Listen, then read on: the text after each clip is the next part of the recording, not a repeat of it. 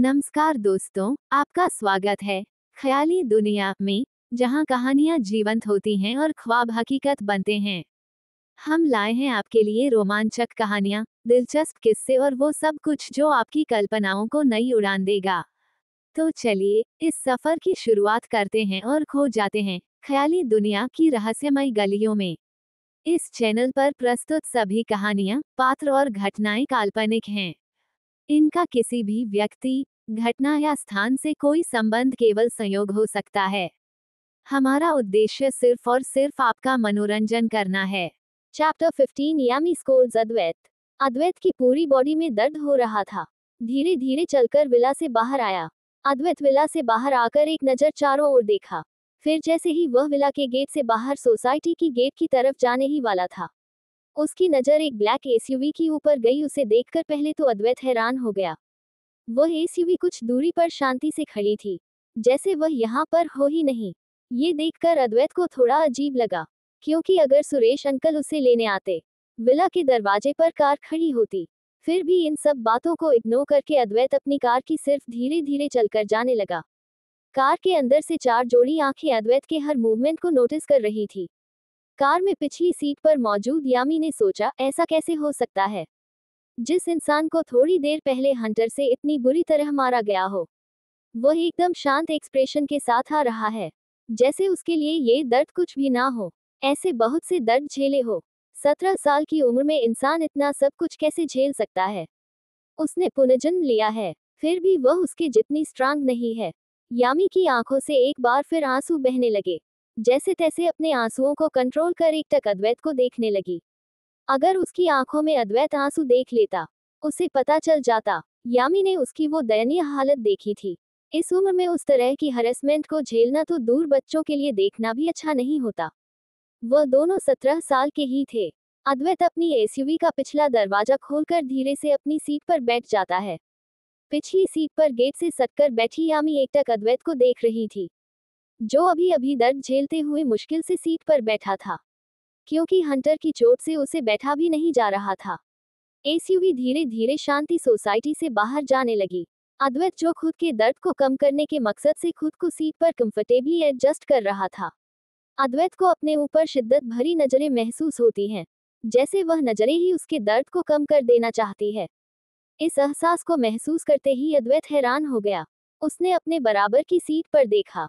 उसे खुशी, दुख, दर्द, अकेलापन, उम्मीद, प्यार की तलाश, सुकून की तलाश, सारे इमोशंस इस वक्त अद्वैत की आंखों में दिख रहे थे। अद्वैत का लाल चेहरा, लाल आंखें, लाल नाक देखकर लग रहा था, बस अद्वैत रोने ही वाला है।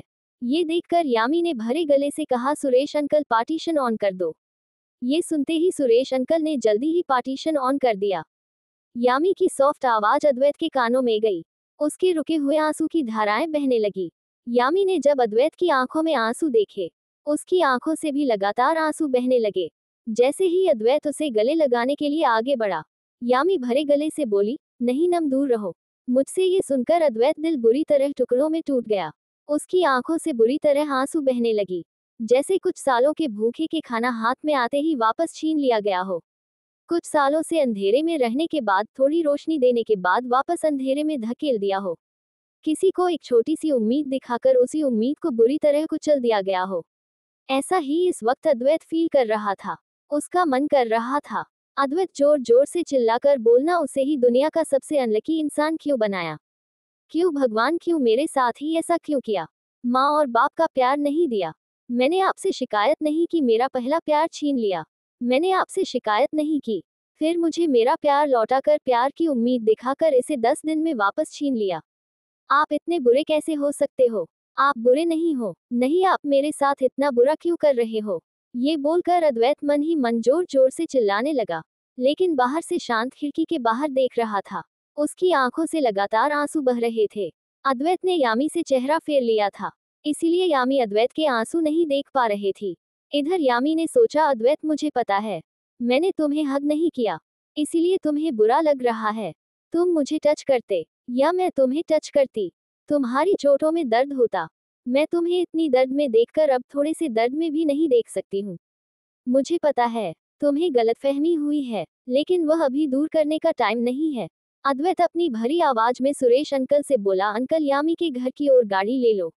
ये सुनकर यामी दुखी होकर अद्वैत को देखने लगती है। उसका आदि ने आज पहली बार उसे यम कहने की बजाय यामी कहा था। तब उसे समझ में आया, अद्वैत उसे से दूरी बनाना चाहता है। यामी अपने बैग से फोन निकालते हुए, सुरेश अंकल इसकी बात मत सुनो, अपार्टमेंट पर कार ले चलो। फिर यामी फोन निकालकर उस पर अनिल भैया का नंबर एक डायल कर दिया। उधर से अनिल ने फोन उठाया और बोला, छोटी क्या हुआ, कुछ प्रॉब्लम है? मुझे बता, मैं अभी आता हूँ। ये सुनकर यामी बोली, भैया मुझे घर आने में आज लेट हो जाएगा, आप संभाल लोगे ना मॉम डैड को? अनिल बोला, संभाल तो लूंगा, मुझे तो अपने काम के बारे में बताओ ना, तुम बाहर क्यों रहने वाली हो? लेट नाइट तक ऐसा क्या काम है जो दिन में नहीं हो सकता? ये यामी शांति से बोली, भैया मैं आदि के साथ उसके अपार्टमेंट पर जा रहे हूँ। ये सुनकर अनिल जोर से चिल्लाया, क्यों क्यों जा रही हो, वह भी लेट नाइट तक, ऐसा क्या करने वाली हो? ये सुनकर यामी ने बेशर्मी से कहा, भैया उसके साथ सोने नहीं जा रही हूँ। यामी की बेशर्मी भरी बातें सुनकर अद्वैत और अनिल, इधर ड्राइवर सुरेश अंकल भी शर्म से लाल हो गए और उनका मन कर रहा था, इस बेशर्म लड़की का मुंह बंद कर दें, बस कुछ काम है वह निपटा कर आ जाऊंगी, पढ़ाई से रिलेटेड क्वेश्चन पूछने हैं। आपको हमेशा ऑफिस का काम रहता है, मैं आपको डिस्टर्ब नहीं करना चाहती। ये सुनकर अनिल जी झट से फोन काट दिया। उसे डर था उसकी बेशर्म बहन आगे पता नहीं क्या बोल दे। इधर अद्वैत का मन भी कर रहा था यामी के होठों पर टेप चिपका दे। थोड़ी देर बाद एक बिल्डिंग के नीचे आकर रुकती है। सुरेश अंकल कार से उतरकर यामी की साइड का दरवाजा खोलते हैं तो यहाँ में बाहर आती है। दूसरी साइड अद्वैत कार का गेट खोलकर उतरने ही वाला था, इतने में यामी ने गुस्से में कहा, हिलना मत। यामी की गुस्से भरी आवाज सुनकर अद्वैत जहाँ था वहीं फ्रिज हो गया। उसे नहीं समझ में आया उसने यामी को किस तरह गुस्सा दिलाया। फिर भी गुस्से को और ना बढ़ाते हुए उसकी बात मानकर वहीं बैठा रहा। उसे बहुत पेन हो रहा था, क्या कर सकते हैं, उसकी मजबूरी थी। अपनी यम के प्यार के लिए तो वह कुछ भी कर सकता था। यह एक छोटा सा दर्द था, यम के लिए दुनिया का सबसे खतरनाक टॉर्चर भी सहन कर सकता था। जान देना आसान है। उसके बाद यामी अद्वैत के साइड वाले डोर पर आकर उसका डोर ओपन कर अद्वैत की तरफ एक जेंटलमैन की तरह अद्वैत की तरफ हाथ बढ़ाती है। ये देखकर अद्वैत पहले तो हैरान, फिर बड़ी सी स्माइल, फिर अपना हाथ यामी के हाथ में रख देता है, फिर खुद अपनी चोट को बचाते हुए उतरने लगता है। यामी भी उसका फोटो का ध्यान रखते हुए उतारने लगती है। वैसे भी यामी को कैसे नहीं पता होगा उसके नम को कहाँ चोट लगी है। यामी ने दर्दनाक वक्त की पल पल को जिया है। अपनी आंखों के सामने अद्वैत हुआ, उतना ना ही दर्द उसने अपने दिल में सहा है। यह मैंने अपने मन में दृढ़ निश्चय किया और कहा, चिराग और मिस्टर विक्रम अग्रवाल, तुम लोगों ने आज जो यातना मेरे नम को दी है ना, उसका दोगुना नहीं लौट आया। मैं भी मेरे आदि की यम नहीं। यामी ने अद्वैत को लिफ्ट से संभाल कर अपार्टमेंट में ले जाकर ध्यान से अपार्टमेंट का दरवाजा बंद किया और अचानक ही यामी अद्वैत की तरफ पलटी और लाल आंखों से उसे घूरने लगी। यामी को चंडी के रूप में देखकर अद्वैत घबरा गया, जो अपने डैड की हंटर की मार से नहीं डरा। आज अपने सामने खड़ी एक 17 साल की छोटी सी नाजुक सी लड़की की गुस्से भरी आंखों को देखकर वह डर से कांप गया। अद्वैत को पता था उसकी बुरी तरह क्लास लगेगी, फिर उसका ट्रीटमेंट किया जाएगा। ये सोचकर नीचे सर झुकाकर स्माइल करने लगा। यामी ने जब अद्वैत की वो छुपी हुई स्माइल देखी, उसे और गुस्सा आ गया। यामी गुस्से में बोली, बंद करो, ये सब कब तक चलता रहेगा? कब तक तुम मेरे और अपने माँ के बचाओ में अपने भाई और डैड के जुल्म सहते रहोगे? इंसान हो या नहीं, प्यार करते हो, इसका मतलब ये तो नहीं ना तुम हमारे लिए दर्द सहन करो, हम इतना चाहते हैं, बस तुम ये सब मत सहन करो, बाकी तुमसे हो सके कुछ भी करो, हमारे लिए खुद को दर्द मत देने दो। उन लोगों से आज तुमने मुझे और माँ को बचाने के लिए इतना दर्द सहन था। तुम्हें पता है मुझे ये देखकर कितनी तकलीफ हुई? अगर मैं मर जाती इतनी तकलीफ नहीं होती जितनी तुम्हें गुस्सा तुम्हारे डैड को तुम पर यातना नहीं करते देखकर थी। ये सुनकर अद्वैत जल्दी से यामी के होठों पर हाथ रखते हुए बोला, नहीं यामी, तुम नहीं मर सकती। तुम तो जानती हो मेरा कौन है इस दुनिया में, अगर तुम भी ऐसी बात करोगी मुझे तुम भी हंटर से मार लो। आइंदा कभी मुझे छोड़कर जाने की बात मत करना, चाहे तुम कहीं भी रहो पर इस दुनिया में रहो। मैं जिंदा रह लूंगा, अगर तुम इस दुनिया से चले गए फिर मैं भी इस दुनिया में नहीं रह पाऊंगा। मुझे और तुम्हें नहीं पता माँ क्यों मुझ पर ध्यान नहीं देती, क्या वजह है? वह हमेशा चिराग के साथ रहती है, उन लोगों का असली चेहरा नहीं देख पाती, क्या मजबूरी है? माँ को क्यों सबसे पहले चिराग रखना पड़ता है? मैं 17 सालों से देखता आया हूँ। अपनी माँ की आंखों में अपने लिए ममता पर वह कभी दिखाती क्यों नहीं? यह मैं नहीं जानता रही। डैड की बात बस इतनी ही, वह मुझसे नफरत नहीं करते। वह पर चिराग के साथ होने वह चाहते हैं कि फिर चिराग सब कुछ मिले, ऐसा नहीं है। वह मुझसे छीन कर देना चाहते हैं। बस इतना चाहते हैं। जो चिराग का है, उसमें से मुझे कुछ भी नहीं मिले। फिर चाहे सारी दुनिया का सब कुछ मुझे मिल जाए, मैं कुछ भी हासिल करना चाहूंगा, डैड मुझे लेने में हेल्प करेंगे। लेकिन वह कभी भी फिर आके ओके तब जाकर ऐसा नहीं करेंगे। ये सुनकर यहाँ में गुस्से में बोले, शर्ट उतारो और किसे बेवकूफ बना रहे हो? ये झूठी कहानियां सुनाकर मैं अच्छे से जानती हूँ। हाँ, तुम्हारी मॉम का तो मुझे पता नहीं, पर तुम्हारे डैड में चिराग ही उनके लिए सब कुछ है, इसलिए मुझे उनके प्रति कभी सफाई मत देना। अपनी शर्ट जल्दी से उतारो। हुई यह सुनकर अद्वैत हैरानी से अपनी यम को देखने लगी, जैसे उसे यकीन ही नहीं हो रहा होगी। यामी अद्वैत उसे शर्ट उतारने को बोल रही है। ये सुनकर अद्वैत शर्मा जाता है। उसके गाल लाल हो जाते हैं और वह इधर उधर देखने लगता है। अद्वैत इस वक्त बहुत क्यूट लग रहा था। यामी अद्वैत को शर्माते हुए देखती है। बोली, मुझे अभी तुम्हारी बॉडी में कोई इंटरेस्ट नहीं है। मैं तुम्हारी चोट पर मेडिसिन लगाने के लिए तुम्हें शर्ट उतारने को बोल रही हूँ। अपने फालतू के ख्याली पुलाव अपने पास रखो। ये बोलकर खुद आगे बढ़कर अद्वैत की शर्ट के बटन खोलने लगी। ये देखकर अद्वैत हड़बड़ा गया। चैप्टर 16, अद्वैत का दर्द। यामी अद्वैत की शर्ट के बटन लगभग आधे खोल दिए थे।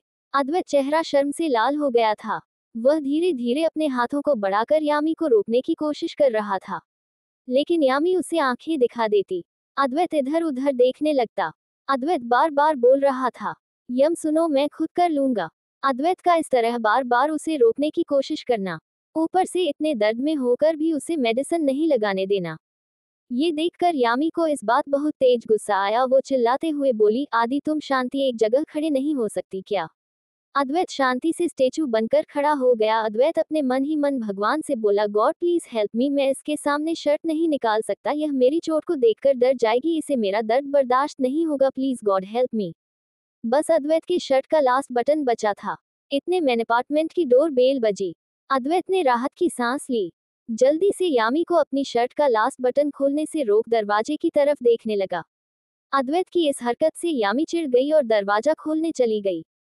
यामी दरवाजे पर खड़े इंसान को मन में बुरा भला कहा, मेरा आदि इतने दर्द में है, लेकिन पता नहीं इस टाइम किसको चैन नहीं है जो यहाँ आ गया। यामी दरवाजा खोलकर दरवाजे पर खड़े इंसान को देखा। अचानक गिल्टी फील हुआ। यामी ने अपने मन में खुद को कोसा, यम तुम अपने भैया को ही कोस रही थी, वो बेचारे तुम्हारी और अद्वैत की चिंता में यहाँ आए हैं। इधर अनिल के मन में कुछ और ही चल रहा था। वह जल्दी जल्दी दरवाजे से झांक कर अंदर देखने लगा। अनिल अपने मन में बोला, कहीं मेरी बेशर्म बहन ने घायल अद्वैत का फायदा तो नहीं उठा लिया ना। Open mouth smile Tang out. बेचारी यामी अपने आप में गिल्ट फील कर रही थी। अगर उसे पता होता उसका भाई उसके बारे में क्या सोच रहा है। बेचारी यामी शर्म से डूब मरना पसंद करती। ये गुस्से में अनिल की पिटाई कर देती। अभी यामी अनिल से कुछ कहने का सोच ही रही थी। अनिल ने उसे साइड में पुश किया और जल्दी से अद्वैत के पास पहुंचकर उसे गौर से देखने लगा। इधर यामी का मुंह खुला का खुला रह गया। अचानक उसे बहुत ज्यादा गुस्सा आया। उसने सोचा उसके भैया को उससे ज्यादा अद्वैत की चिंता है। वो ऐसे उसे साइड में करके अद्वैत के पास पहुंचे, जैसे मैं अद्वैत की इज्जत लूटने वाली थी और वह बचाने आए हो। इधर अनिल ने मन में सोचा, अभी अद्वैत ठीक है, यह क्या मैं टाइम पर आ गया, वरना यामी अद्वैत की शर्ट लगभग उतार ही दी थी। बेचारे अद्वैत की इज्जत मैंने सही टाइम पर आकर बचा ली। ये सोचकर पर प्राउड फील करते हुए सर ऊंचा करके अद्वैत को देखने लगा। इधर अद्वैत अनिल को ऐसे देख रहा था जैसे अपने सेवियर को देख लिया हो। उसकी ऐसी थैंकफुल नजरों को देखकर अनिल भी स्माइल करता है, जैसे बोल रहा हो, इस एहसान का बदला जल्द ही ले लूंगा। यामी पीछे से आती हुई अनिल से बोली, भैया आप यहाँ कैसे? ये सुनकर अनिल बोला, कुछ नहीं, मुझे तुम दोनों की चिंता हो रही थी, मैं तुम्हें लेने आया था। जब मैं बिल्डिंग के नीचे लिफ्ट का वेट कर रहा था, मुझे वहां सुरेश अंकल मिले। अद्वैत के साथ विक्रम अकाल ने क्या किया वह मुझे बताया, इसीलिए मैं जल्दी से अद्वैत को देखने आ गया, इसीलिए लिफ्ट नहीं आई, मैं हड़बड़ी में सीढ़ियों से ही आ गया। फ्लैशबैक। असल में अनिल के पास अभी यामी ने कॉल किया था। वह अपने ऑफिस के केबिन में काम कर रहा था। उसने यामी की बात सुनकर ज्यादा कुछ नहीं है, क्योंकि उसे पता था यामी अब अद्वैत के करीब जा रही है। उसने सोचा अच्छा ही है, ये दोनों जितना करीब जाएंगे, प्यार का एहसास भी जल्दी हो जाएगा। ये सोचकर वह वापस अपने काम में लगने ही वाला था इतने में अद्वैत के शैडो गार्ड का हेड का फोन अनिल के पास आया। अनिल ने सोचा कहीं अद्वैत और यामी के साथ कुछ हो तो नहीं गया। ये सोचकर जल्दी से अनिल ने फोन पिक किया। उधर से शैडो गार्ड का हेड बोला, अनिल सर, आज विक्रम सर ने फिर अद्वैत सर को मारा। आज मैडम भी उनके पीछे प्राइवेट विला पर चली गई थी। यामी मैडम ने विक्रम सर को हंटर से अद्वैत सर को मारते हुए देख लिया। वो अद्वैत सर को बचाने वहां जाना चाहती थी, लेकिन सुरेश जी ने मैडम को मुश्किल से रोका था। मैडम बहुत ज्यादा रो रही थी और सर को भी विक्रम सर ने बुरी तरह मारा। मैंने मैडम को भी अद्वैत सर को दर्द में देखकर दर्द महसूस करते हुए देखा है, इसलिए मैं आपसे रिक्वेस्ट करता हूँ, आप अद्वैत सर के अपार्टमेंट पर चले जाए। मैडम अद्वैत सर को मेडिसिन नहीं लगा पाएंगी, वो उनकी चोट को नहीं देख पाएंगी। अनिल ने कहा, ठीक है, मैं जाकर सब कुछ संभालता हूँ। अनिल अपना काम वैसे ही छोड़कर गाड़ी की चाबी उठाकर जल्दी से अद्वैत के अपार्टमेंट की तरफ निकल पड़ा। दरअसल अनिल अद्वैत का ही असिस्टेंट था, लेकिन ये बात किसी को नहीं पता थी। सभी को यही लगता था अनिल ठाकुर एंटरप्राइज का मामूली एम्प्लॉय है, वह ठाकुर एंटरप्राइज में काम करता है।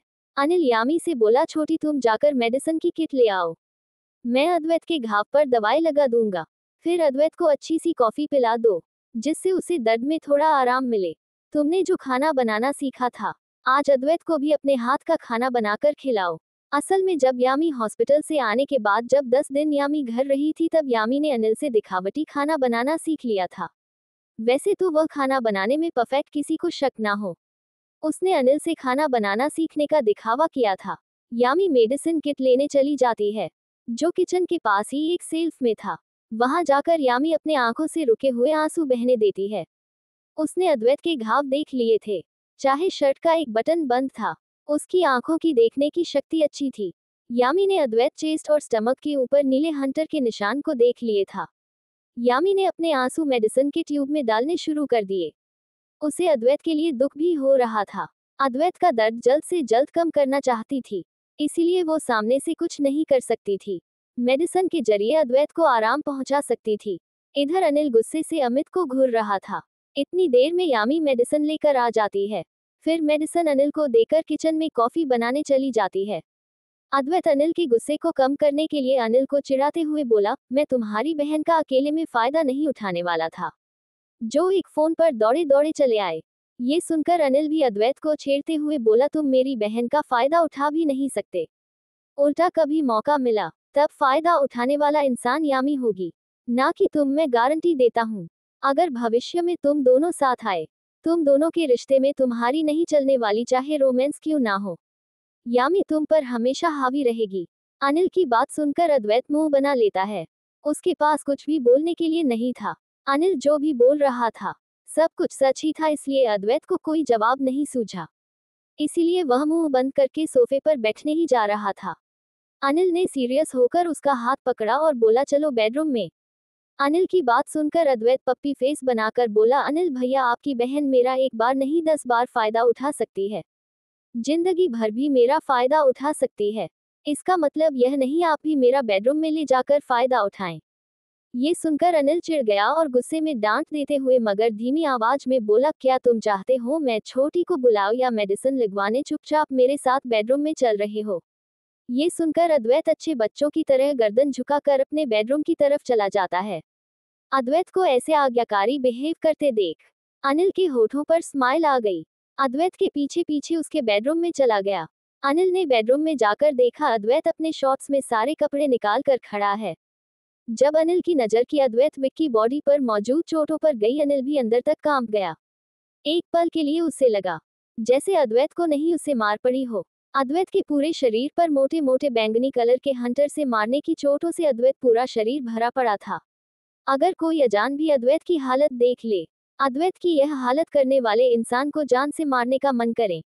इधर दो आंखें रूम के गेट से अंदर देख रही थी। उसकी आंखों में दर्द, नफरत, दुख, दया, सहानुभूति, प्यार, सारे इमोशंस एक साथ दिख रहे थे। यामी के बाहर गेट पर खड़ी नमित की हालत देखकर लगभग लड़खड़ा कर गिरने ही वाली थी। खुद को संभाल लिया, क्योंकि अगर यामी नीचे के गिर जाती, अद्वैत और अनिल को पता चल जाता। यामी कमरे के बाहर मौजूद है। यामी से बहुत ज्यादा देर रुका नहीं गया। वह किचन में जाकर फूट फूट कर रोने लगती है। तकरीबन 10 मिनट रोने के बाद खड़ी होकर अपने आंसू साफ करके गुस्से और नफरत से बोली विक्रम और चिराग, अगर मैंने अपने आदि के दर्द का कर्ज तुम दोनों से नहीं वसूला, मेरे पुनर्जन्म का क्या फायदा। ये सोचकर उसने अपने फोन को उठाया, एक नंबर डायल किया। इधर अद्वैत के रूम में अनिल ने खुद को संभाला। अद्वैत के पास जाकर मेडिसिन निकालकर अद्वैत के चोट पर लगाने लगा। अचानक अद्वैत को अपने दर्द दे रहे शरीर में ठंडक महसूस होती है। वह रिलैक्स होकर अपनी आंखें बंद करके खड़ा हो जाता है। इधर यामी के आंसू अपना कमाल दिखाना शुरू कर देते हैं। धीरे धीरे अद्वैत के शरीर का दर्द कम होने लगता है। जब अनिल मेडिकल लगाकर अद्वैत को देखता है, उसे सुकून से खड़ा देख बोला, तुम आराम से लेट जाओ। अद्वैत जाकर अपने बेड पर लेट जाता है।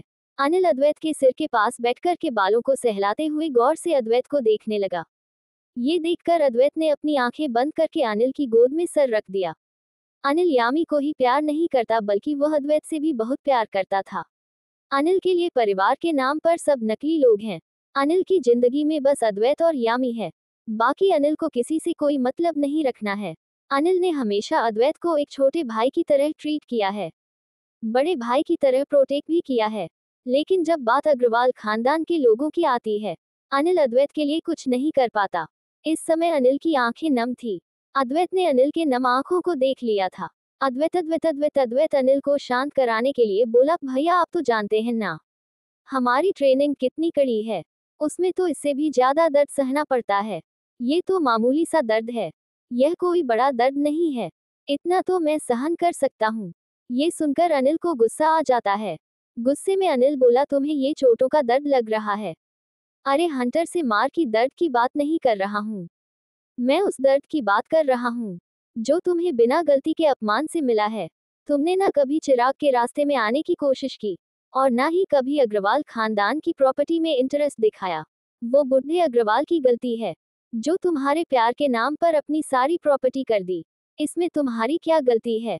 दूसरा, तुमने कभी चिराग चोट पहुंचाना दूर की बात, तुम चिराग से हमेशा दूर ही मेंटेन करके रखते हो। फिर भी वह पता नहीं किन किन तरीकों से तुम्हें नीचा दिखाने की कोशिश करता है। उस दर्द की बात कर रहा हूँ। मुझे तुम्हारे उस दर्द को देखकर दर्द हो रहा है, ना कि इस हंटर की चोटों के कारण। वह विक्रम अग्रवाल तुम्हारा भी बाप है, अकेला चिराग का बाप नहीं है। उसे अपने बेटे को इतनी बुरी तरह मारते वक्त बिल्कुल भी दया नहीं आई। क्या उसने ये भी नहीं सोचा उसका बड़ा बेटा सही है या गलत, बिना जाने अपने दूसरे बेटे को इतनी बुरी तरह मार अपमानित किया।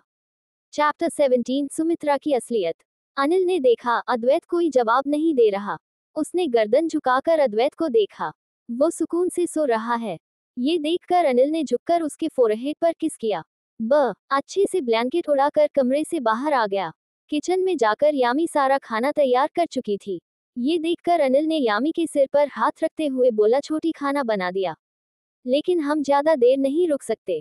मैंने नीलम आंटी को बोल दिया है, वह आकर संभाल लेंगी। अद्वैत को हमें घर चलना चाहिए। तुम मॉम डैड को जानती हो, हम अगर टाइम पर घर नहीं पहुंचे, वह बरखेड़ा खड़ा कर देंगे। मुझे लगता है अब तक उसकी चिराग ने इतना ही बोला था। अनिल को याद आया, यामी चिराग को पसंद करती थी। अगर उसने चिराग की बुराई की तो वो उसे नाराज हो जाएगी। ये सोचकर चुप हो गया। पहले भी जब अनिल चिराग की बुराई करता था, यामी उससे नाराज होकर चली जाती थी, फिर कई दिनों तक बात नहीं करती थी। अनिल चुप रहा। अनिल की चुप्पी को देखकर यामी भी समझ गई उसके भैया उससे क्या कहना चाहते हैं। यामी बोली, भैया मुझे पता है, चिराग ने अपने आदमी हमारे पीछे लगा रखे हैं। आप चिंता मत करो, हम चलते हैं। बस में खाना रख दूं? अद्वैत को बोल दूं वह खाना खा ले?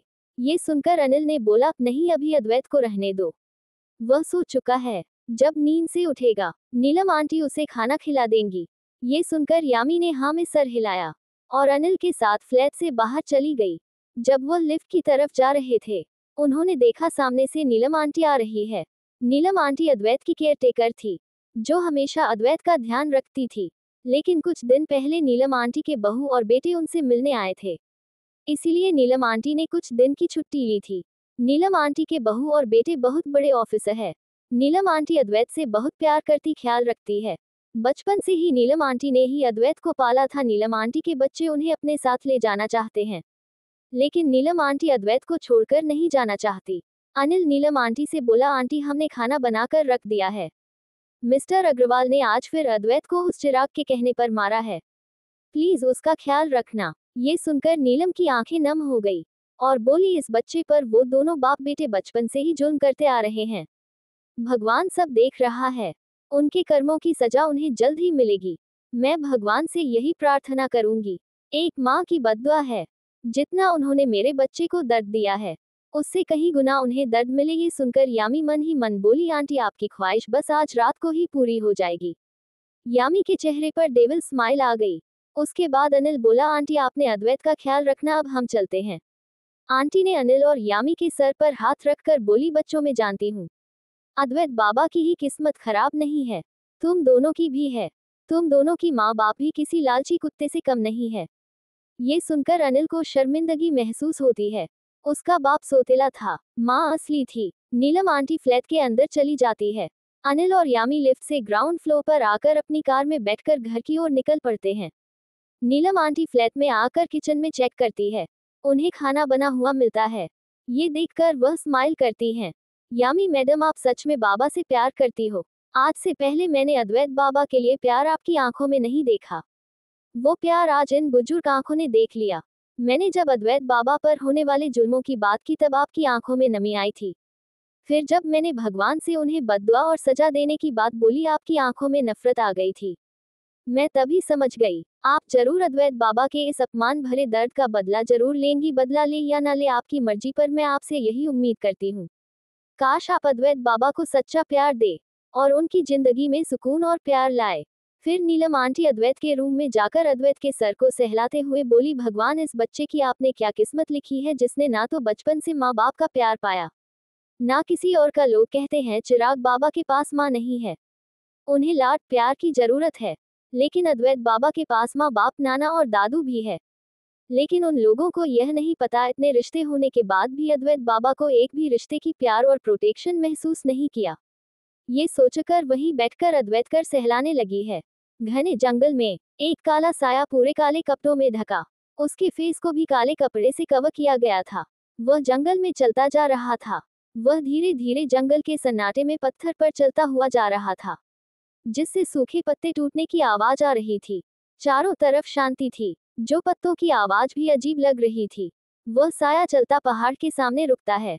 उस पहाड़ को कुछ देर गौर से देखने के बाद आगे बढ़कर उस पहाड़ के पत्थर पर हाथ रखकर कुछ हो जाता है, मंत्र जैसा। उसके मंत्र को बोलते ही उस पहाड़ में एक छुपी हुई गुफा का दरवाजा खुल जाता है। उस साय के उस गुफा में कदम रखते ही आवाज आई। उस आवाज बहुत शांति, दिव्यता और सुकून भरी थी। पुरुष बोला, यहाँ क्यों आई हो, मैंने तुम्हें पहले ही बताया था। उस लड़के पिछले जन्म की यादें वापस नहीं आती, तब तक हम कुछ नहीं कर सकते। उस काले साय ने अपना चेहरे पर से कपड़ा हटाया। वो सुमित्रा जी थी। सुमित्रा जी बोली, गुरुदेव आप मेरे बच्चे की याददाश्त वापस लाने पर अड़े हैं। आपको नहीं पता वह बचपन से कितने जुल्म सह रहा है। मेरे बच्चे ने 17 वर्ष की उम्र में इतने जुल्म सहे हैं। अब उसे दर्द भी महसूस होना बंद हो गया है। उसे 17 वर्ष की उम्र में कभी भी उसे ना सुकून, ना प्यार, ना प्रोटेक्शन मिली है। आपने मुझे इस दुनिया के लिए मेरे बच्चे से दूर कर दिया है। मेरी आंखों के सामने जब से मेरे बच्चे ने जन्म लिया है, प्यार और सुकून के लिए तरसते और उसे घुट घुट के जीते देख रही हूँ। बिना किसी इमोशन के रहता है। इस उम्र में भी उसे देखकर ऐसा लगता है जैसे उसने पता नहीं कितनी दुनिया देख ली हो। गुरुदेव बोले, बेटी मैं जानता हूँ तुमने और तुम्हारे बेटे ने बहुत कुछ सहा है। तुम दोनों के साथ एक इंसान और है, उसने भी बहुत कुछ सहा है।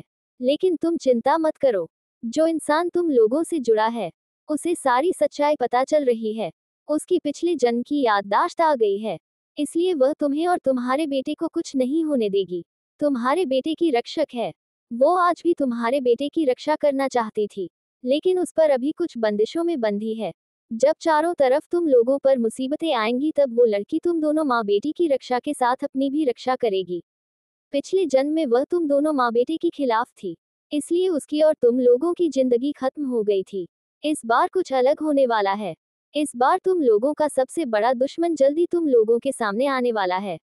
पिछले जन्म में उस दुश्मन ने बस अंधेरे में छुपकर तुम लोगों को खत्म कर दिया था, लेकिन उस लड़की के कारण उस दुश्मन को हार कर तुम लोगों के सामने आना पड़ेगा। लेकिन मैं तुम्हें इतनी ही सलाह देना चाहता हूँ, जल्द से जल्द ही यहाँ से निकली की तैयारी करो। तुम्हारे पिता से कहो, तुम्हारे बेटे से कहे, यहाँ का बिजनेस किसी ऐसी जगह शिफ्ट करे वहाँ आसानी से तुम लोग जल्दी आने वाली मुसीबत से बच सको। अभी तुम लोग उस तूफान का सामना नहीं कर सकते, लेकिन जब तुम्हारा बेटा और तुम्हारे बेटे की रक्षक पूरी तरह शक्तिशाली हो जाएंगे, तभी वह तुम्हारे सबसे बड़े दुश्मन का अंत कर पाएंगे। इसीलिए तुम्हारे पिता से बोलो, यहाँ से अचानक निकलने का इंतजाम करे। तुम लोगों को कुछ सालों तक छुपकर रहना पड़ेगा, क्योंकि जो तूफान आने वाला है उसमें तुम लोगों का सब कुछ लगभग खत्म हो जाएगा। लेकिन तुम्हारे बेटे और उस लड़की के कारण तुम लोग बच तो जाओगे, लेकिन फिर तुम लोगों को वापस आकर ही इस तूफान को खत्म करना होगा। गुरुदेव सुमित्रा जी को कुछ देर बातें समझाते हैं। फिर सुमित्रा जी वापस ओल्ड अग्रवाल हवेली आ जाते हैं। सुमित्रा जी अपने रूम में जाकर कपड़े चेंज करती है। सिंपल से साड़ी बांधकर सोफे पर बैठकर सर्वेंट से मंगाई कॉफी एंजॉय करने लगती है। फिर खुद में सोचा, वो बेवकूफ विक्रम सोचता है मैं बेवकूफ हूँ, नहीं मुझे उसमें कोई इंटरेस्ट नहीं है। वह हवेली आए या फिर ने प्राइवेट विला पर औरतों के साथ रंगरलिया बनाए, उस बेवकूफ का एक ही काम सही है। वह काजल से आज भी प्यार करता है, लेकिन वह काजल के प्यार में अंधा भी है। अब उसके अपने बेटे के प्यार में अंधा हो रखा है। विक्रम अग्रवाल मेरे बेटे पर किए गए एक जून का बदला नहीं लिया। मेरा नाम भी सुमित्रा ठाकुर नहीं। मुझे अपने बच्चे को बचाने के लिए बुढ़े महेश और डैड से तुम्हें मजबूर करवाया। तुम मेरे बेटे को इस दुनिया में आने दो। उस दिन मैं तुम्हें जान से भी मार सकती थी, जिस दिन तुमने मेरा नशे में फायदा उठाया था, लेकिन गुरुजी को दिए गए वचन के कारण बंदी हूँ। गुरुजी ने कहा था, तुम्हारे घर से ही मुझे मेरा मकसद और इस इंसानियत का दुश्मन मिलेगा। मुझे इस घर पर पूरी भर के लोगों पर नजर रखे हुए 18 साल हो गई, लेकिन वह इंसानियत का दुश्मन कभी सामने ही नहीं आता। मैंने इस घर के सारे मेंबर को निगरानी में ऑब्जर्वेशन रखा है, लेकिन कोई भी मुझे संदेशजनक सस्पिशियस नहीं लगा। मुझे डैड से बात करनी होगी। हमारे बिजनेस को ऐसी जगह शिफ्ट करना होगा जहां हम लोग आसानी से छुप सके। सब लोगों की आइडेंटिटी भी चेंज करनी होगी। लेकिन गुरुदेव ने ही किस रक्षक लड़की के बारे में बताया था। जो भी हो, टाइम आने पर देखा जाएगा। पहले यहाँ से जाने का इंतजाम करना पड़ेगा। गुरुदेव ने कहा था, ये तूफान कभी भी आ सकता है। अब मैं विराट से पूछ लेती हूँ, उस विक्रम और चिराग का क्या किया। इतने दिन से सब बर्दाश्त कर रही हैं। इन लोगों को सबक सिखाना ही पड़ेगा, तभी इन्हें समझ में आएगा दूसरों को अपमान और उत्तर देने पर कैसा लगता है। सुमित्रा जी विराट को फोन करती है। विराट की फोन से आवाज आई, हेलो बॉस, क्या हुआ। तब सुमित्रा जी बोली, विराट मैंने ये जानने के लिए फोन किया है, चिराग और विक्रम को सबक सिखाने का काम कहाँ तक पहुंचा। विराट भरी हुई आवाज में बोला, बॉस हमें कुछ करने की जरूरत ही नहीं पड़ी। कोई ऐसा है जो हमसे भी ज्यादा शिद्दत से चिराग बाबा और विक्रम सर से बदला लेना चाहता है। ये सुनकर सुमित्रा जी हैरान हो गई। जब विराट के मुंह से चिराग बाबा और विक्रम सर सुना, सुमित्रा जी ने गुस्से में कहा, विराट तुम्हारी हिम्मत कैसे हुई उन दोनों नीच लोगों को सर और बाबा बुलाने की। वह लोग इतनी रिस्पेक्ट के लायक नहीं है। कभी भी तुम्हारे मुंह से विक्रम और चिराग के लिए बाबा और सर सुना, तुम्हारा वही सर कलम कर दूंगी। ये सुनकर विराट डर के मारे कांपने लगा। फिर डर से उसे बोला, सॉरी बॉस, आइंदा कभी भी ऐसी गलती नहीं होगी। फिर अचानक सुमित्रा जी को कुछ याद आया, क्या वही रक्षक लड़की का काम हो सकता है जो मेरे बेटे के अपमान और दर्द का बदला लेना चाहती है। सुमित्रा जी विराट से जल्दी से बोली, विराट जल्दी करो और पता करो कौन उन दोनों को सजा दे रहा है। हमें उसके साथ हाथ मिलाना चाहिए। वही तुम्हारे अद्वैत बाबा की रक्षा कर सकता है। अभी मुझे गुरुदेव ने बताया, एक रक्षक लड़की होगी जो तुम्हारे बाबा की रक्षा करेगी। ये सुनकर विराट कंफ्यूज होकर बोला, लेकिन वह 2 काले कपड़े पहने आदमी है। ये सुनकर सुमित्रा जी भी कंफ्यूज हो गई, फिर भी बोली, आदमियों को पकड़ो और पूछो उनका बॉस कौन है। ये सुनकर विराट ने जल्दी से कॉल कट किया, उनको पकड़ने के लिए भागा, लेकिन तब तक के लिए वह दोनों गायब हो चुके थे। उधर उसने अपने आदमियों को विक्रम को मारने वाले लोगों को पकड़ने का ऑर्डर दिया, लेकिन वह भी गायब हो गए। चैप्टर 18, लीला की बुरी हालत। वक्त किसी के लिए नहीं रुकता है। धीरे धीरे वक्त बीतने लगा। विक्रम और चिराग को गायब हुए 1 महीना हो गया था। किसी को नहीं पता वह लोग कहाँ गए। इधर अद्वैत और यामी ने स्कूल जाना, पढ़ाई अच्छे से करना, और अद्वैत ठाकुर एंटरप्राइज मीटिंग सेंडल करना। अपने नाना जी के कहने पर अद्वैत अपने बिजनेस को भी विदेश में शिफ्ट करना शुरू कर दिया था।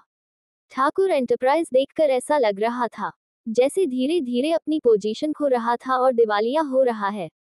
1 महीने तक की ही रूटीन रहा बिजनेस की दुनिया में, ऐसा कि एक नई कंपनी एसटी कॉरपोरेशन बहुत तेजी से ग्रो कर रही थी, जिससे बिजनेस की दुनिया में तहलका मचा हुआ था। इस बीच लीला भी गायब रही। आज अद्वैत और यामी आज सुबह स्कूल पहुंचे। उन्होंने देखा कि सामने चिराग व्हीलचेयर पर बैठा है और लीला उसकी फ्रेंड जो इतने दिनों से शांत थे। वह लोग चिराग के चारों ओर खड़े उससे बातें कर रहे हैं। चिराग ने अद्वैत को आते देखा तो उसकी आंखों में नफरत दिखने लगी। लीला चिराग का कंधा थपथपा कर उसे शांत रहने का इशारा करके कैटवॉक करते हुए अद्वैत और यामी की तरफ जाने लगी।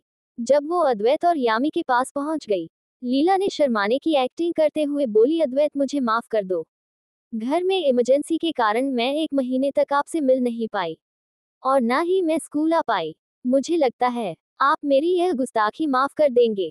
ये बोलकर मासूमियत ने आंखों में उम्मीद थी अद्वैत को देखने लगी। अद्वैत कोल्ड आवाज में बोला, मिस्टर अद्वैत। लीला कंफ्यूज होकर बोली, हाँ। यामी बड़ी सी स्माइल करके बोली, आदि कहने का मतलब है तुम उसे अद्वैत नहीं बुला सकती।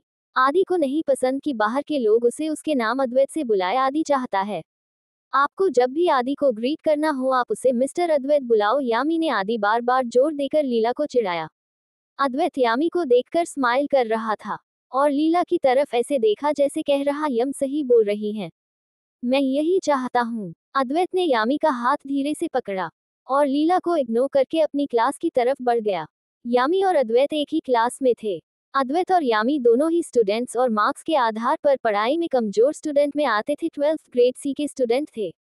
लीला को शर्मिंदगी महसूस हुई। उसका मन कर रहा था वो गड्ढा खोदकर उसमें दफन हो जाए। अद्वैत और यामी ने उसकी इतनी बेइज्जती की आसपास के स्टूडेंट उसे देखकर मुंह दबाकर हंस रहे थे। लीला को गुस्सा आ गया। अद्वैत और यामी के सामने जाकर घमंड से सर ऊंचा करके खड़ी हो गई। लीला बोली, तुम दोनों में ऐसा क्या है जो तुम लोगों में इतना घमंड है? तुम लोग ना पढ़ाई में अच्छे हो ना स्पोर्ट्स में। तुम लोग मुझे किसी भी चीज में नहीं हरा सकते। फिर लीला अद्वैत की तरफ देखकर बोली, आप मिस्टर अद्वैत तुम अपने आप को क्या समझते हो? पूरी स्कूल के सामने अपनी ही फियांसे की इंसल्ट कर रहे हो। तुम कुछ नहीं हो। मुखर्जी खानदान तुमसे कहीं आगे हैं। तुमसे स्पोर्ट्स और पढ़ाई दोनों में अच्छी हूँ। तुम क्या हो? तुम बस अग्रवाल खानदान के पोते हो और ठाकुर खानदान के पोते हो। यही तुम्हारी पहचान है और तुम खुद कुछ भी नहीं हो। मैं खुद के दम पर अपना बिजनेस चलाती हूँ। तुमने हेजल बार का नाम सुना है? वह मेरा ही बार है। उसकी सालाना इनकम 1 करोड़ रुपए है। तुमने क्या किया है? अभी तक तुम दोनों ना पढ़ाई में अच्छे हो ना बिजनेस में अच्छे हो। फिर तुम दोनों को किस बात का घमंड है जो मुझे इग्नोर करके जा रहे हो? अगर सुमित्रा आंटी ने मुखर्जी खानदान से रिक्वेस्ट नहीं की होती वह हम दोनों की शादी करवा दें। मुखर्जी खानदान तुम जैसे लूजर और ना बेवकूफ की तरफ आंख उठाकर भी नहीं देखता और अपने साथ अपनी दोस्त भी लूजर ही बना कर रखते हो। ये यामी भारद्वाज एक घर जमाई की बेटी पूरे स्कूल में फेमस है। लूजर के टैग से तुम कम स्पोर्ट्स में थोड़े अच्छे हो। ये तुम्हारी फ्रेंड बस दिखावा और घमंड करने में अच्छी है। ये बस दूसरों के जरिए चीजें हासिल करना जानती है, खुद के दम पर कुछ कर नहीं सकती।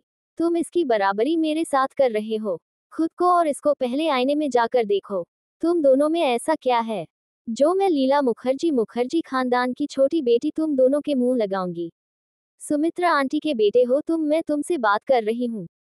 सुमित्रा आंटी के कहने पर मेरे घर वाले तुमसे शादी और सगाई करने के लिए मान गए, वरना तुम्हारी औकात नहीं है मुझसे शादी करने की। मैं आज सुमित्रा आंटी को बताऊंगी तुमने मेरी पूरी स्कूल के सामने बेइज्जती की। यह बोलकर लीला पैर भटकते हुए चिराग और उसके फ्रेंड के पास चली जाती है। लीला वहां जाकर चिराग की तरफ देखती है। चिराग गुस्से से लाल आंखों से लीला को घूर रहा था। आज लीला के कारण उसका सारा प्लान चौपट हो गया था। उसने सोचा था अद्वैत को लीला अपने जाल में फंसाकर शादी करके ठाकुर खानदान की जायदाद ले लेगी, लेकिन आज जो लीला ने किया था, आज अद्वैत ने लीला का असली चेहरा पूरी स्कूल के सामने बड़ी चालाकी से रख दिया था। सबको पता चल गया था लीला इतने दिनों से इनोसेंट और भोली भाली होने का ढोंग कर रही थी। अब सब लोगों को हर काम में बसते लीला की ही बुराई नजर आएगी। अब अद्वैत आराम से लीला को दूध में से मक्खी की तरह निकाल कर फेंक सकता है। जब चिराग को गुस्से में देखा तब लीला को भी रियलाइज हुआ उसने बहुत बड़ी गलती कर दी है। ऊपर से उसने हेजल बार का ऑनर भी खुद को बता दिया है। लगभग सारी दुनिया जानती है हेजल बार में क्या क्या काम होते हैं। अब जो भी लीला ने इनोसेंट और भोली भाली होने की एक्टिंग की थी वह सब फेल हो गई है। ये देखकर लीला डर गई क्योंकि लीला जानती थी चिराग और चिराग का जो ब्रेकअप है वह बहुत ज्यादा खतरनाक है। वो मुखर्जी खानदान और उसे एक चुटकी बजाते ही खत्म कर सकता है। इस बारे में सोचकर लीला थरथर कांपने लगी। इतने में क्लास की घंटी बजी। लीला ने वहां से गायब होना ही सही समझा। इधर अद्वैत और यामी अपनी क्लास की ओर जाते हुए एक दूसरे को ताली दी और एक दूसरे की आंखों में देखते ऐसा इशारा किया जैसे उन दोनों का कोई प्लान सक्सेसफुल हो गया हो। दरअसल यामी और अद्वैत ने प्लान बनाया था, अब की बार जब लीला उन दोनों के पास आएगी वह उसे इग्नोर करेंगे। यामी और अद्वैत जानते थे लीला मुखर्जी खानदान की नाजायज औलाद है। वह बहुत ज्यादा घमंडी है। उसकी मां ने मुखर्जी खानदान की असली बहू की हालत बहुत बुरी कर रखी है और मुकेश मुखर्जी की रखेल है और मुकेश मुखर्जी के दम पर मुखर्जी खानदान पर अपना राज चलाती है। इसीलिए लीला घमंडी है। उसकी मां के हाथ में जब मुखर्जी खानदान की पावर है, उसे किस बात का डर है। ये कारण जब यामी और अद्वैत ने लीला के घमंड को लीला को इग्नोर करके चोट पहुंचाई, तब लीला का गुस्सा फूट पड़ा और उसने अपनी असलियत सबके सामने खोल दी, जिसके कारण चिराग का सारा प्लान चौपट हो गया। अब चिराग अगर लीला को अद्वैत को फंसाने के लिए यूज करेगा, उससे बड़ा बेवकूफ कोई नहीं होगा। ये सोचकर दोनों ने एक दूसरे को देखकर स्माइल की। उन दोनों ने सोचा कुछ दिन का पीछा छूटा, जब तक चिराग एक नए प्लान के साथ उन दोनों को परेशान करने नहीं आता। और वैसे भी कुछ दिन तो चिराग इस प्लान के फेल होने के कारण ही बौखलाया रहेगा। फिर वह अपने प्लान का नया भाग तैयार करेगा, जब तक अद्वैत और यामी उस प्लान को फेल करने की सारी तैयारियां कर लेंगे। इधर चिराग क्लास में जाने की जगह आदित्य को अपनी कार की तरफ ले जाने का इशारा किया। आदित्य चिराग की व्हीलचेयर पकड़कर उसे उसकी कार तक ले आया। उसकी कार में बैठा दिया। आदित्य ड्राइविंग सीट पर बैठ गया। इधर लीला भी पार्किंग में अपनी कार लेकर चिराग की कार का पीछा करने लगी। थोड़ी देर में चिराग की कार एक शानदार विला के सामने आकर रुकी। आदित्य ने पहले चिराग की व्हीलचेयर उतारी और फिर चिराग को व्हीलचेयर पर बैठाकर उससे विला के अंदर चला गया। विला में ले जाकर चिराग सोफे पर बैठा दिया। यही कुछ 10 मिनट हुए होंगे। इतने में लीला दौड़ती हुई लिविंग रूम में आई और चिराग के पैरों को पकड़कर उससे माफी मांगने लगी। लीला बोली, चिराग सर मुझे माफ कर दीजिए, मुझे से गलती हो गई, गुस्से में कुछ ज्यादा ही बोल दिया। मुझे मेरे गुस्से पर कंट्रोल करना चाहिए था, लेकिन प्लीज चिराग सर मुझे एक मौका दे दीजिए। मुझे और मेरी माँ को बर्बाद मत करना, वरना हम कहाँ जाएंगे। ये बोलकर चिराग के पैर पकड़कर रोने लगी। इतने में चिराग ने अपने एक आदमी को इशारा किया। उस आदमी ने लीला को बालों से बेरहमी से पकड़कर उसके गालों पर थप्पड़ बरसाने शुरू कर दिए। चिराग ने गुस्से में बोला, इसको ज्यादा ही घमंड है, खुद को मुखर्जी खानदान की बेटी होने पर इसे ये याद दिलाओ। ये मुखर्जी खानदान की बेटी नहीं है, बल्कि नाजायज औलाद है। जब तक इसकी माँ को मेरा सपोर्ट ना हो, इसकी माँ और यह कुछ भी नहीं है। फिर भी इसने मेरे खिलाफ जाने की हिम्मत की। चिराग ने सोचा, मैंने इस बिच लीना के जरिए उस कमीने अद्वैत ने जो मुझे हॉस्पिटल में पहुंचाया था, उसका बदला लेना चाहता था, लेकिन इसने मेरा पूरा प्लान चौपट कर दिया। अब मुझे दूसरा प्लान बनाना पड़ेगा और दूसरा मोहरा इस शतरंज में बिछना पड़ेगा। बस इस बीच के घमंड के कारण अगर मैंने इस बीच का घमंड नहीं तोड़ा, मेरा नाम भी चिराग अग्रवाल नहीं।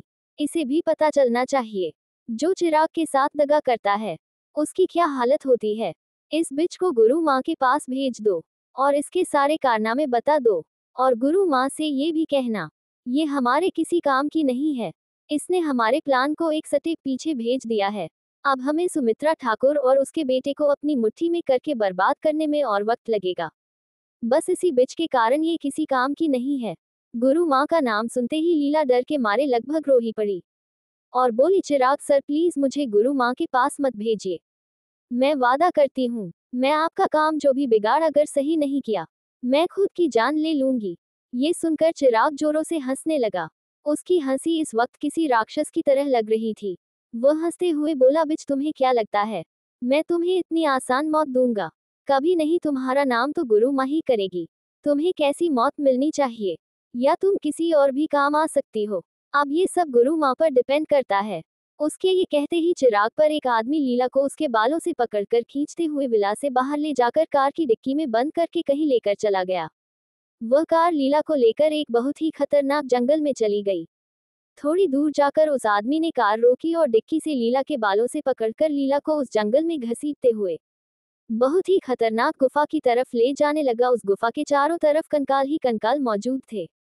जानवरों के इंसानों के बच्चों के उस गुफा में ले जाते हुए उस आदमी ने लीला को जोर से धक्का दे दिया, जिससे लीला उस गुफा के नीचे मौजूद तलहटी में गिर पड़ी।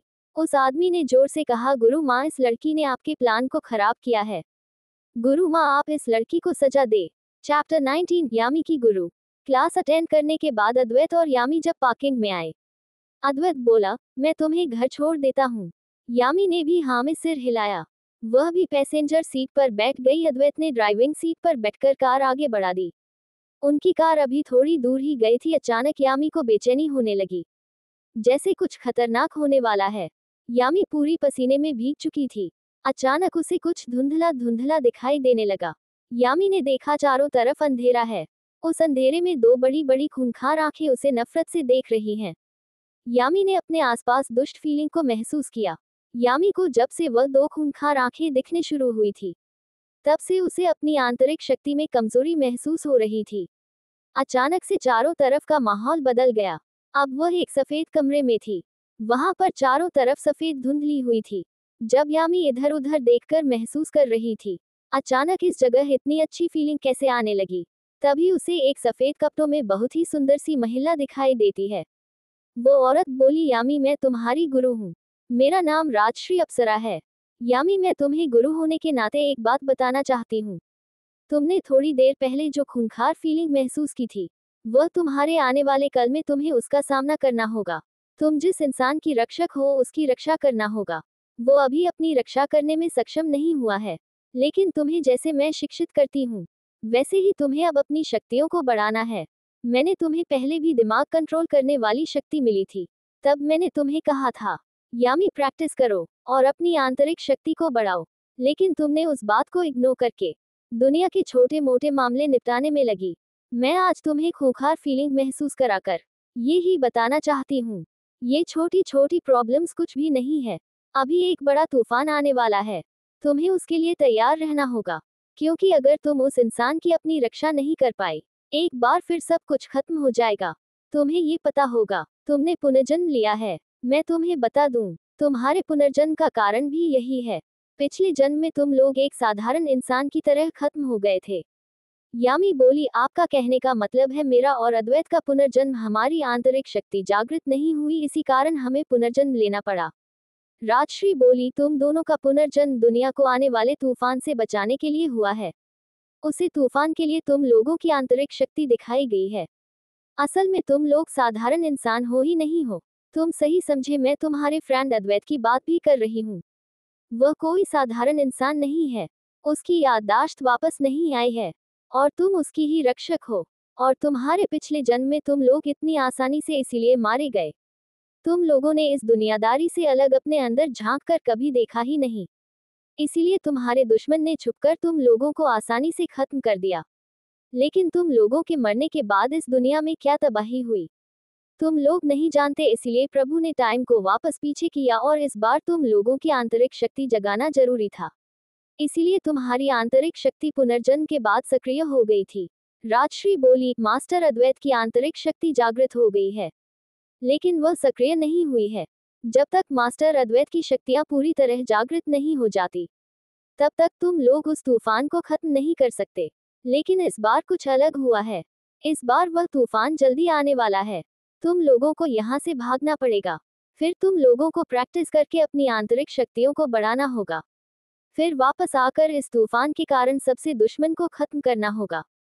इस बार के तूफान की बचने के लिए आपको मैं कुछ शक्तियों के द्वारा युद्ध करना सिखाऊंगी। उसी से आप मास्टर अद्वैत की रक्षा कर सकती हैं। यामी बोली, गुरु माता, मैं आपकी बात थोड़ी तो समझ गई, लेकिन आप अद्वैत को मास्टर अद्वैत क्यों बोल रही है? ये सुनकर राजश्री बोली, देखो यामी, तुम उन्हें जो बुलाना है बुलाओ, लेकिन मैं अभी तुम्हें कुछ नहीं बता सकती। मैं मास्टर अद्वैत को मास्टर क्यों बुलाती हूँ, वह तुम्हें वक्त आने पर पता चलेगा। आज से मैं तुम्हारे माइंड में कुछ टेक्निक ट्रांसफर कर रही हूँ। वह रोज सुबह 1 घंटे और रात को 1 घंटे प्रैक्टिस करनी होगी, जिससे तुम आने वाले तूफान के लिए तैयार हो सके। इधर यामी, जब से उसकी आंखों में धुंधलापन छाया था तभी से वह बेहोश हो गई थी। उसे ये सब सपने में दिख रहा था, लेकिन ऐसा लग रहा था सच्चाई हो। उसने पिछली बार इसीलिए इग्नोर किया था। शायद उसने 2 जन्म लिए हैं। शायद प्रकृति कुछ पॉजिटिव एनर्जी उसके अंदर आ गई है। जो शक्तियों के रूप में उत्पन्न हो गई है, लेकिन उसने कभी उम्मीद नहीं की थी ये शक्तियां सच में कुछ बड़ा करने के काम आएगी। इधर कार में सबसे यामी बेहोश हुई थी। अद्वैत घबरा गया था और यामी को होश में लाने की बहुत कोशिश की, लेकिन यामी को बिल्कुल भी होश नहीं आया। अद्वैत अनिल को फोन करके जल्दी से यामी को हॉस्पिटल लेकर चला गया। जब वह लोग हॉस्पिटल पहुंचे, डॉक्टर ने अद्वैत को देखकर जल्दी से यामी को चेक किया। ये हॉस्पिटल ठाकुर एंटरप्राइज का है। थोड़ी देर में अनिल भी जल्दी ही हॉस्पिटल पहुंच गया था। अनिल ने जब यामी के बारे में पूछने की कोशिश की, इतने में ही डॉक्टर बोर्ड से बाहर आए। बोले उन्हें नॉर्मल बेहोशी है, उनके अंदर डिहाइड्रेशन की प्रॉब्लम हुई है। ये सुनकर अनिल एंड अद्वैत हैरान हो गए। ऐसा कैसे हो सकता है? तभी उन्हें याद आया, कुछ दिनों पहले स्नैक के काटने से हॉस्पिटल में भर्ती थी। उसके अंदर कमजोरी थी, अगर थोड़ा सा भी पोषण इधर उधर हुआ, यामी को ऐसी वाली प्रॉब्लम हो सकती है, डॉक्टर ने बताया था। अद्वैत और अनिल ने राहत की सांस ली। डॉक्टर बोले उन्हें थोड़ी देर में होश आ जाएगा। इधर यामी को होश आ चुका था। उसने चारों ओर देखा, खुद को हॉस्पिटल में पाया।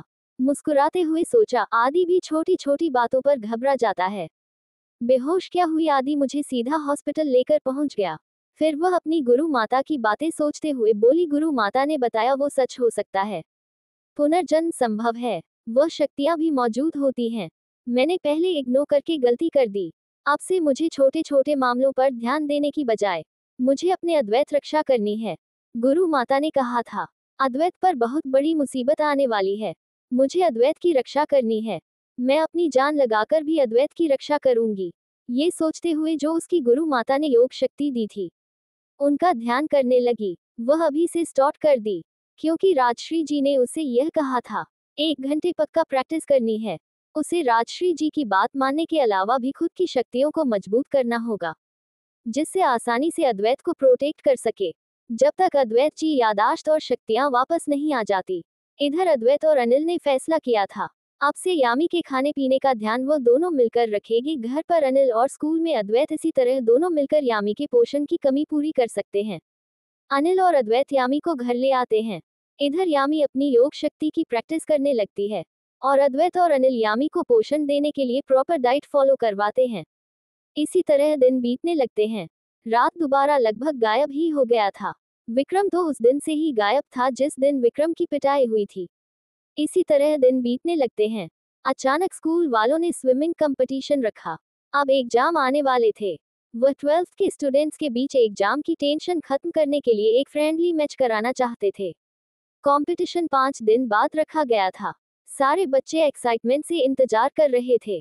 कंपटीशन के 2 दिन पहले चिराग एकदम फिट एंड फाइन होकर स्कूल में आ गया था।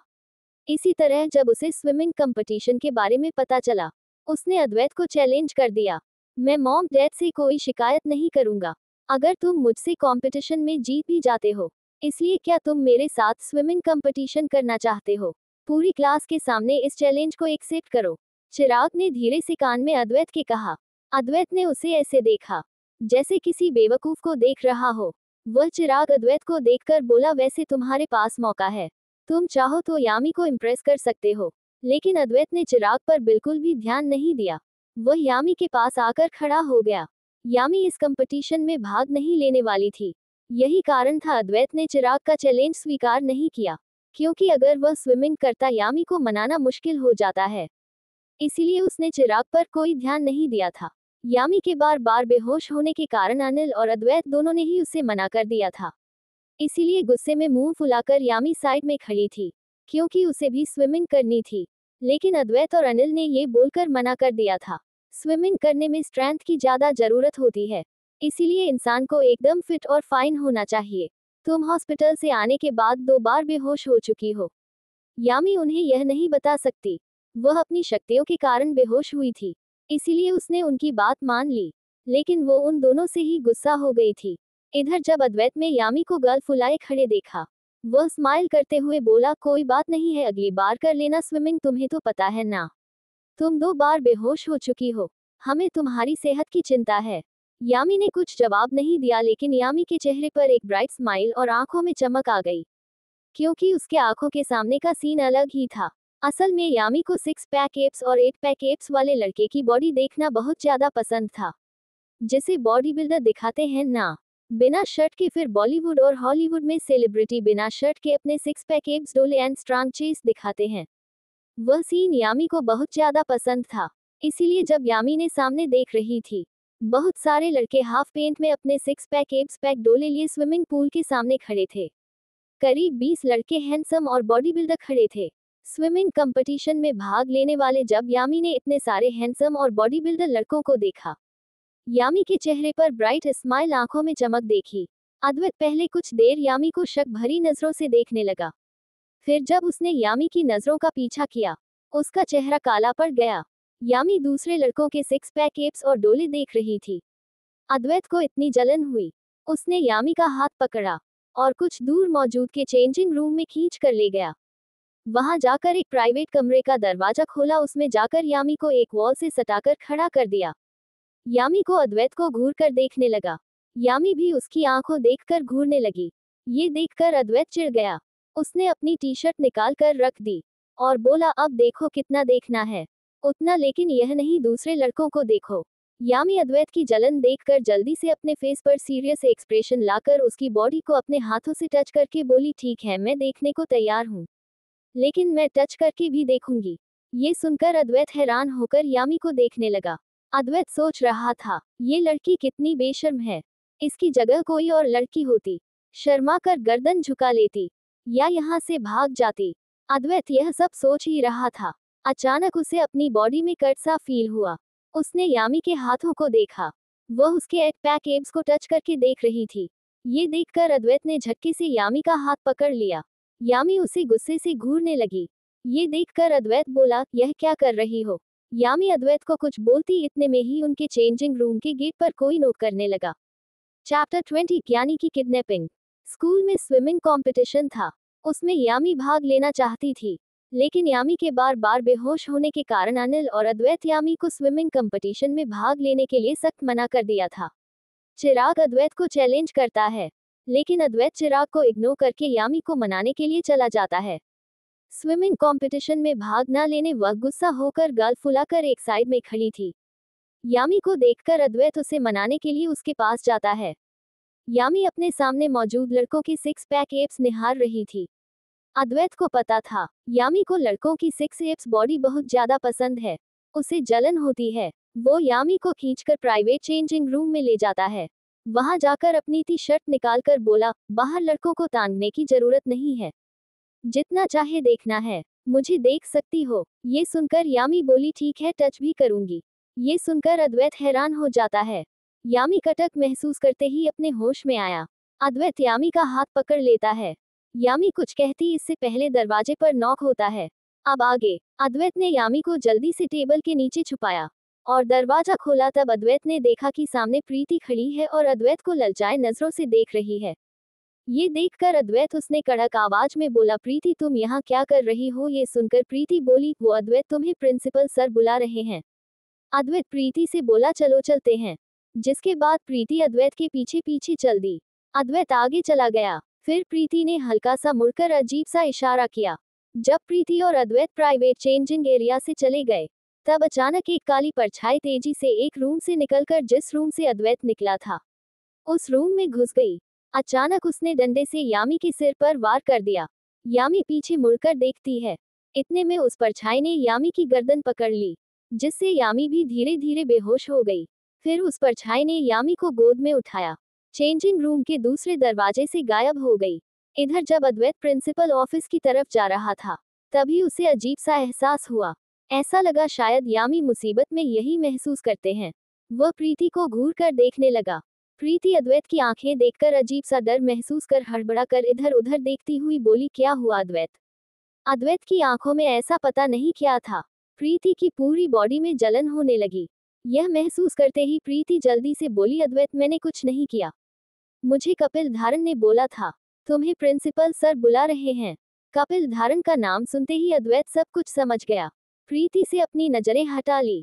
दरअसल अद्वैत ने अपनी दिव्य नजरों का प्रयोग करके प्रीति को सच बोलने पर मजबूर किया था।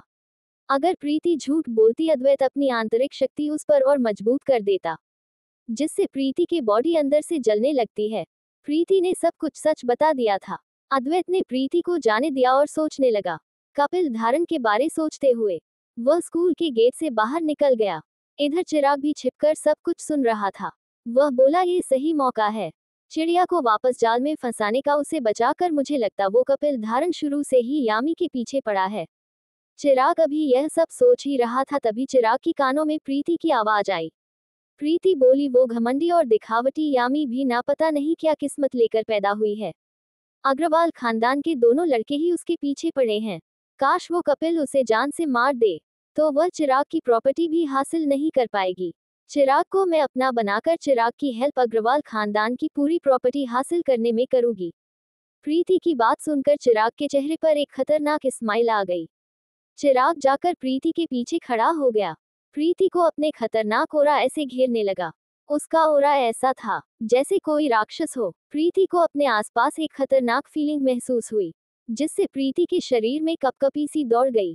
उसे ऐसा लग रहा था जैसे उसके पीछे कोई बहुत खतरनाक शैतान खड़ा है। यह महसूस करते ही प्रीति कांपने लगी। इतने में चिराग ने प्रीति के गर्दन को हल्के से दबाया, जिससे प्रीति कटी पतंग की तरह लुढ़क कर नीचे गिर गई। ये देखकर चिराग खतरनाक स्माइल करते हुए बोला, मुझे पाने के सपने देख रही है। बेवकूफ, ये बोलकर उसने अपने पीछे से शैडो गार्ड के रूप में काम करते एक आदमी को इशारा किया। वह जल्दी से उसके पास आया। फिर भी चिराग ने इधर उधर देखा, उसे कोई नहीं दिखा। चिराग ने उस आदमी से कहा, काली, इससे गुरु माँ के पास पहुंचा दो, इसे शैतानों में इंटरेस्ट है, ये गुरु माँ के बहुत काम आएगी। काली को भी पता था चिराग अपने बारे में बात कर रहा है। ये सोचकर काली के चेहरे पर भी एक खतरनाक स्माइल आ गई। काली ने प्रीति को एक झटके में उसके बालों से पकड़कर सीधा खड़ा किया और हवा की तरह उसे लेकर गायब हो गया। वो इतनी स्पीड से गया, आसपास के लोगों को पता भी नहीं चला, बस एक जोरदार हवा का झोंका महसूस हुआ।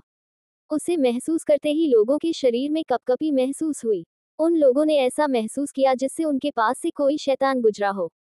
यह महसूस करते हैं उन लोगों ने अपना सर पटक दिया, अपने अपने काम में लग गए। इधर अद्वैत स्कूल की पार्किंग में आकर रोनाल्डो को फोन करता है। रोनाल्डो फोन उठाकर बोला, हेलो बॉस, कैसे याद किया आज? अद्वैत बोला, रोनाल्डो, तुम्हारी लेडी बॉस का किडनैप कर लिया गया है, उनका पता लगाओ, उसे कहाँ ले जाया गया है। ये सुनकर रोनाल्डो घबराते हुए बोला, ठीक है बॉस, मैं जल्दी ही ढूंढता हूँ। अद्वैत बोला, रोनाल्डो, जल्दी नहीं है, उसके पास आंतरिक शक्तियां हैं, तुम्हें पता वह खुद को बचा लेगी। नाना जी ने कहा था, बड़ी मुसीबत के प्यादे आने शुरू हो गए हैं। मुझे डर कहीं किसी प्यादे को यामी के बारे में पता ना चल जाए, वरना तुम तो जानते ही हो इन सब के पीछे वाला इंसान कितना खतरनाक है। उससे लड़ने के लिए हमें कड़ी ट्रेनिंग की और अब हमारी शक्तियां बढ़ाने की जरूरत है। इसलिए तुम्हें अपनी लेडी बॉस को अनजान शक्तियों से प्रोटेक्ट करना है। पहले अपनी लेडी बॉस को ढूंढो और फिर उनके चारों तरफ ऐसे डिवाइस लगा दो, किसी को पता ना चले तुम्हारी लेडी बॉस कहाँ है। उस कपिल धारण से तो तुम्हारी लेडी बॉस ही निपट लेगी। यामी के बारे में सोचकर अद्वैत के चेहरे पर एक अट्रैक्टिव स्माइल आ जाती है। अद्वैत खुद से बोला, कपिल धारण, तुम्हें क्या लगता है मैंने उस दिन तुम्हें नहीं देखा? मैं यामी को ट्यूशन पढ़ाने आया था, उस दिन तुम हम दोनों को देखकर कितनी गुस्से में गए थे। तभी अद्वैत को कुछ याद आया, उस दिन उससे आसपास किसी काली शक्ति का आभास हुआ था। अचानक अद्वैत को याद आया, आज भी उसे प्राइवेट चेंजिंग रूम में काली शक्ति का आभास हुआ था। ये याद करते ही अद्वैत थोड़ा परेशान हो गया।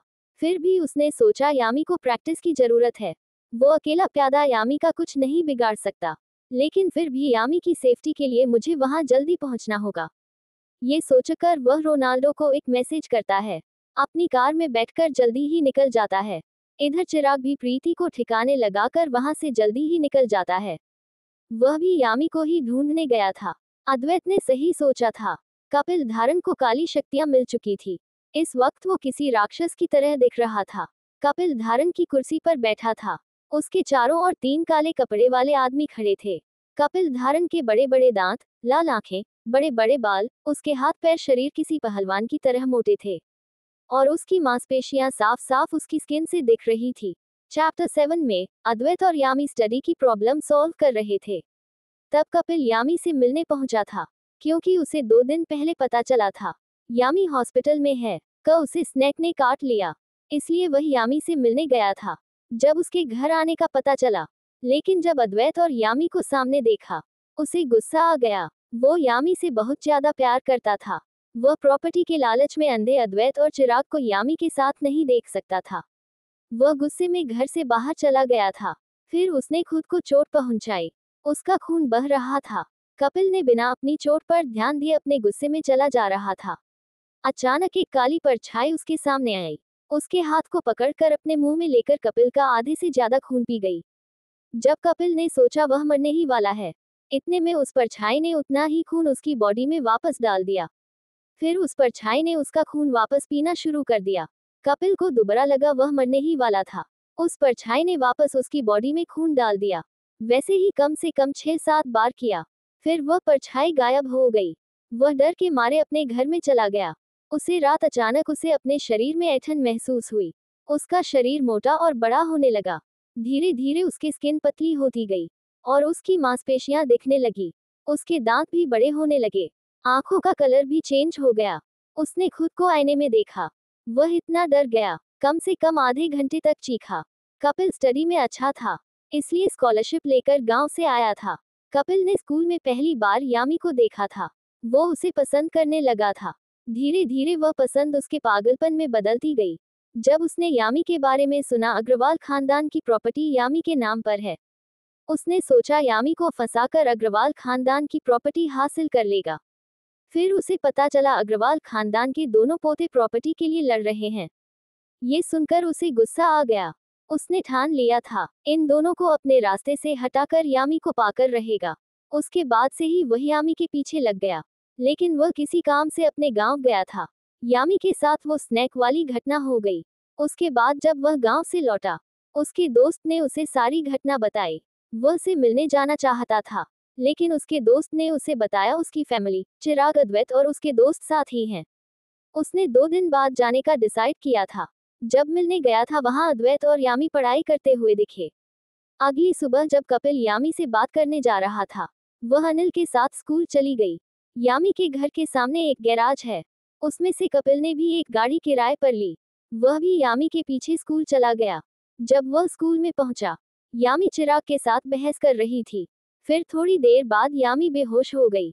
जब कपिल यामी के पास जाने ही वाला था, इतने में अद्वैत कर यामी को गोद में उठा लिया और मेडिकल डिस्पेंसरी में ले गया।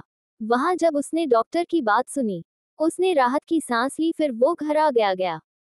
फिर उसने स्कूल से ट्रांसफर लेटर ले लिया और फिर स्कूल उसने छोड़ दिया, क्योंकि वह एक राक्षस की तरह बन गया था। रात को जब कपिल वापस राक्षस बन गया, तो कपिल की खून पीने की इच्छा हुई, इसीलिए वह जंगल में जानवर ढूंढने चला गया। जब वह जंगल में 1-2 जानवर मारकर उनका खून पी चुका था, इतने में उसके सामने काले कपड़ों में पूरी ढकी एक औरत आकर खड़ी हुई और उसने भयानक आवाज में उससे कहा था, अगर वह जब मन चाहे राक्षस और जब मन चाहे इंसान बनना चाहता है, उसे कपिल को गुरु मानना होगा और जो भी विधियां वह सिखाएगी उन्हें सीखना होगा और हमेशा उस औरत का गुलाम बनकर रहना पड़ेगा। कपिल भी अचानक राक्षस बनने से परेशान हो चुका था। वह ऐसे कभी भी यामी को नहीं पा सकता था, इसीलिए उसने उस औरत की बात मान ली, उस औरत का गुलाम बनने को तैयार हो गया। दोस्तों, आशा करते हैं कि आपको हमारी यह कहानी पसंद आई होगी।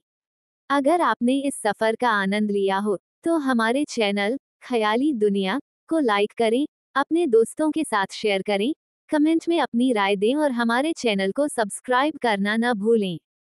मिलते हैं अगली कहानी के साथ, तब तक के लिए अपने ख्यालों में डूबे रहें। धन्यवाद।